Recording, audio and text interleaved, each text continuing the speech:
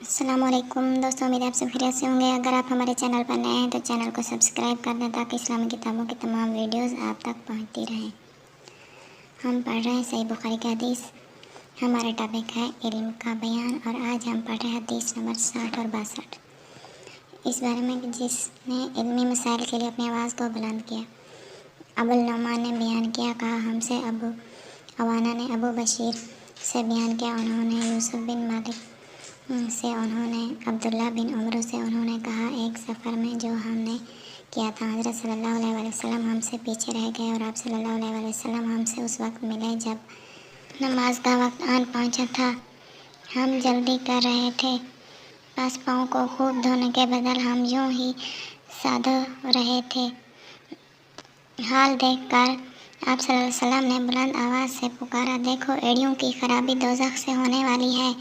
2 یا 3 بار آپ صلی اللہ علیہ وسلم نے یہی بلند آواز سے کہا۔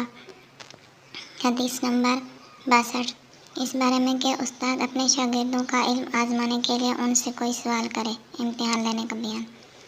خالد بن مخلد نے بیان کیا، کہا ہم سے سلیمان بن بلال نے بیان کیا، کہا ہم سے عبداللہ بن دینار نے بیان کیا، انہوں نے عبداللہ بن عمر رضی اللہ تعالیٰ عنہ سے، انہوں نے حضرت صلی اللہ علیہ وسلم سے کہ ایک مرتبہ آپ صلی اللہ علیہ وسلم نے فرمایا، درختوں میں سے ایک درخت ایسا ہے کہ اس کے پتے نہیں جھڑتے، اور مسلمان کی بھی یہی مثال ہے، بتلاؤ وہ کون سا درخت ہے؟ یہ سن کر لوگوں کے خیالات جنگل کے درختوں میں چلے گئے۔